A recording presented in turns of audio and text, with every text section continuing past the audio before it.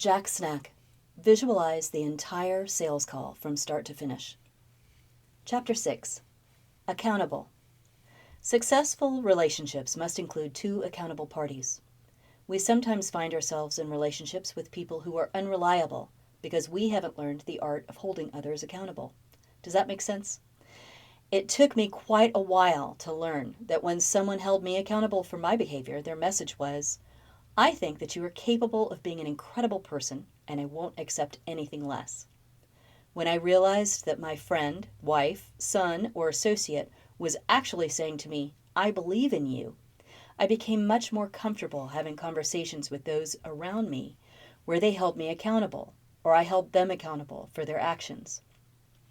What does this kind of conversation look like? Here's a typical conversation. John, I'm calling to talk to you about a report that showed you were selling whole life policies in Washington State. Is this true? Yes, I opened 15 cases with unrelated individuals. John, we do not have a license to sell whole life policies in that state. Are you aware that you have opened this company up to liability?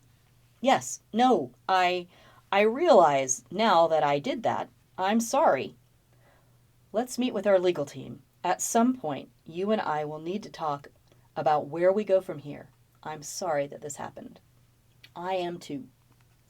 Sometimes holding someone accountable looks a lot like busting his or her chops, but not always. Sometimes it looks like encouragement. My story below illustrates this. Going within, Pauline, aka Ma. Pauline is my mother. She is quite possibly the best salesperson I've ever met. Ma started selling ladies' clothing when I was a kid.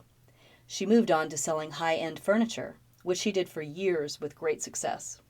Ma never met a stranger.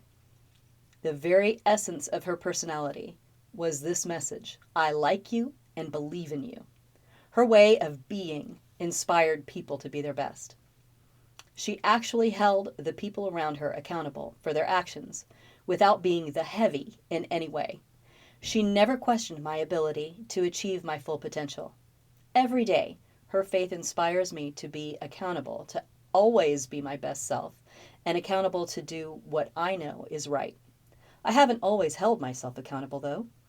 In the fall of 1978, I was employed by IBM, aka Big Blue, joining them now right out of the University of Illinois, Champaign-Urbana. For those of you who know IBM, the first year for most sales reps and systems engineers is spent in a classroom in Atlanta, Georgia. All new recruits make 4 trips there in 2 to 4 week chunks, and we all take the same learning track, regardless of job description. And you have to successfully pass that stage of training, or they send you home. Well, I was doing great until my 3rd class.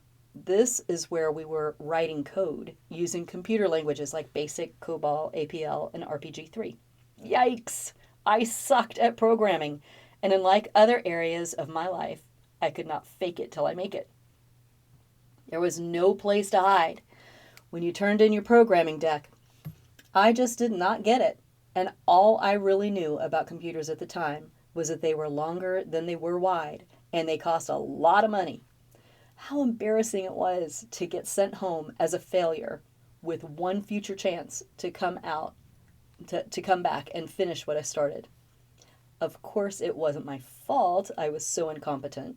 You see, Ma, I was sick at the time, just having been released from a hospital after a major health scare, and my message to all, I had to come home to visit my sick mother. Liar, liar, pants on fire. I didn't take responsibility for failing. Rather, I played the victim role, which I disdain today, and blamed everyone else. Ma set me straight and held me accountable for my behavior, as she should. I hated the way I felt, and I hated the lie I told myself. This was a game changer for me for the rest of my life. The postscript. I went back to my peers on Roswell Road and finished the course, and the rest is history. Reaching out. You can do better. My wife, Kemi Kim, is also one of the best salespeople I've ever known.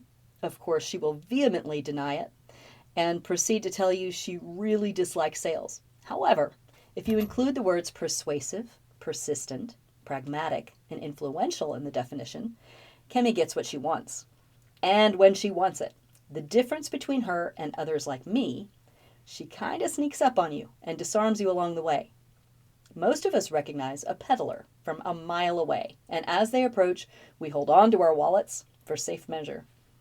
When they finally pass, we count our fingers just to make sure they are all still intact. You know the sales type, right? Kemi does naturally what I teach clients to do. Always assume the sale. She knows what desired outcome she wants, needs, expects, and she assumes she's going to get exactly what she asks for. Simple, but not easy. If you're going to say no to Kemi Kim, you'd better have an airtight argument, because you can bet she does. She holds herself accountable for results, which is exactly what we should all do in every aspect of our lives. The next step. Do you have a sister, brother, cousin, or close friend? Pick one of the types of individuals whom you know fairly well. Call them up or meet them and ask them if there is any goal in their life that you can support them in achieving. Offer to help hold them accountable for what they say they're going to do until they do it. In the meantime, stay in touch to ensure milestones are being reached and progress is being made. They'll appreciate your help down the road.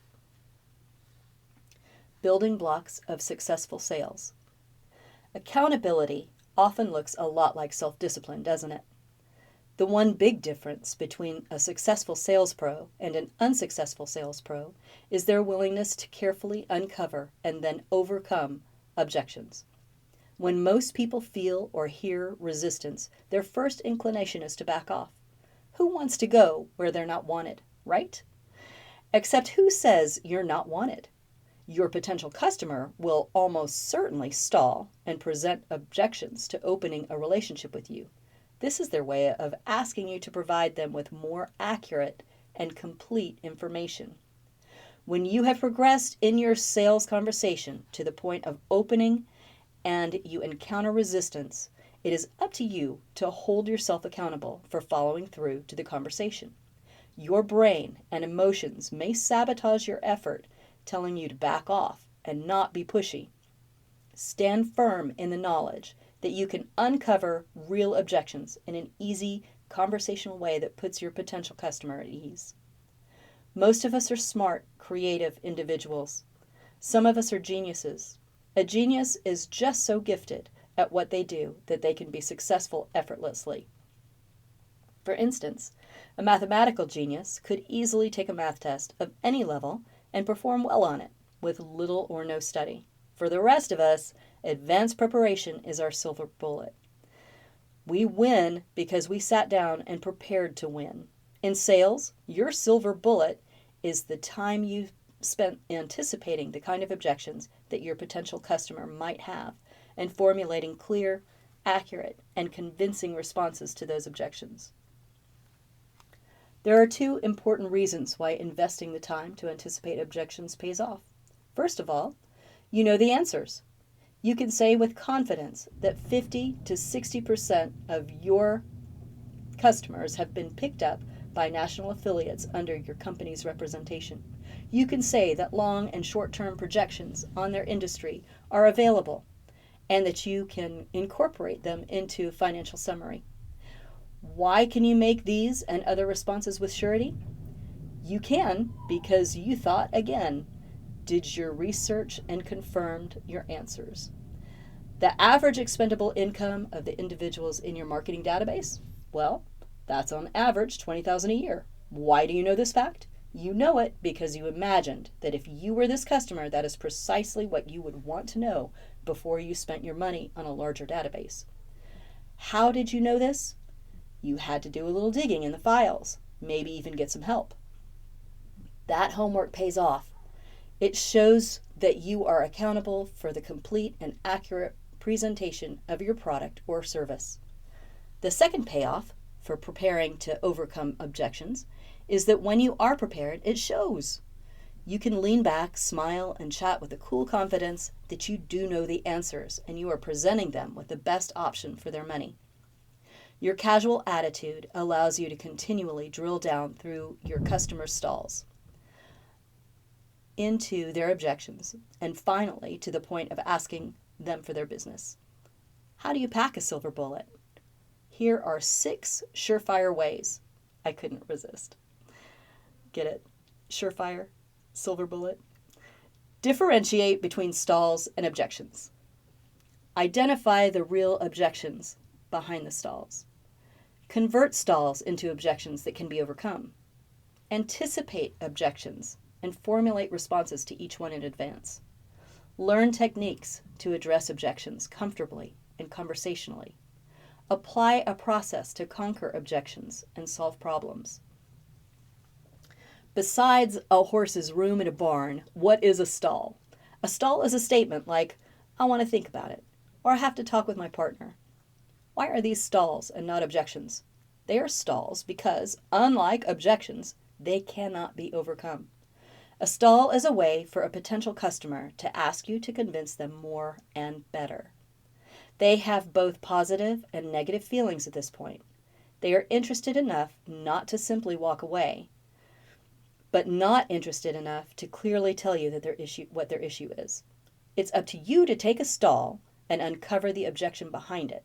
It's up to you to hold yourself accountable for moving ahead, even though you feel like calling it quits at this level of ambiguous resistance. When you hear a stall, relax. You have a system to convert a stall into an objection and then dismantle the objection. Knowing that you have the tools to do this will allow you to be casual and conversational with your potential client. What are some common stalls that you hear? In our business, we most often hear, I need to talk to my insert name of other decision maker first.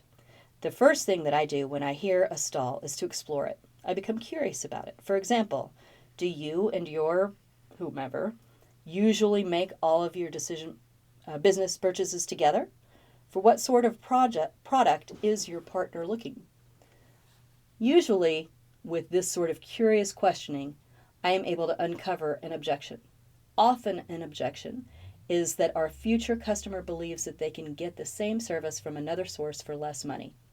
Once I discover that is the real objection, I'm at liberty to offer reassurance and overcome the objection. Then I am ready to resell the product or service. I've built up a collection of common objections, which I have written down. Next to each objection, I write down my responses to overcome that objection. Usually, people are objecting to price, the product or service, or the company, or you. I have researched and created clear, strong responses to these objections. When I hear a new one, I write it down and go find out how to overcome it.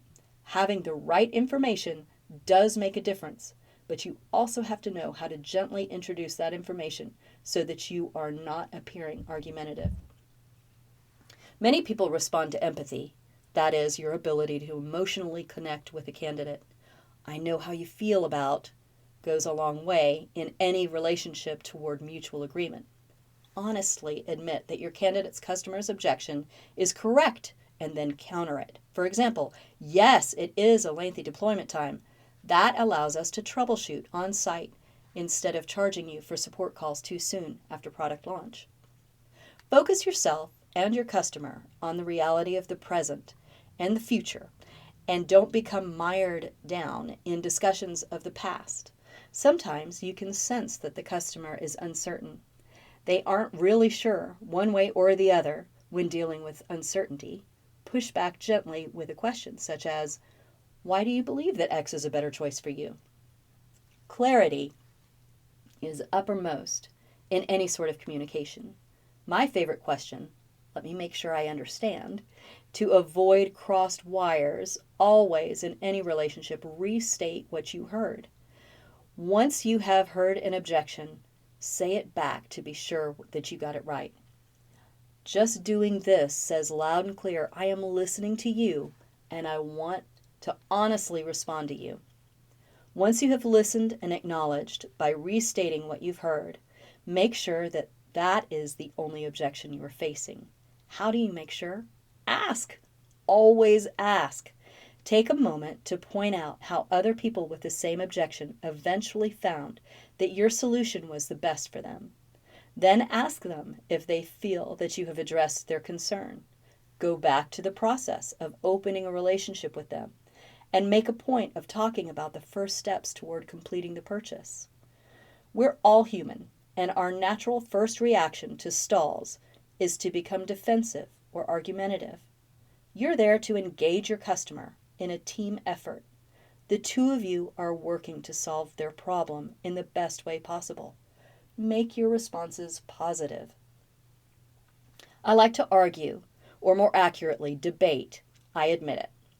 When I hear a stall, my first response is to mix it up with the individual somehow. Over the years, I have learned to automatically rechannel this energy into a smile and an acknowledgement that they have a good point.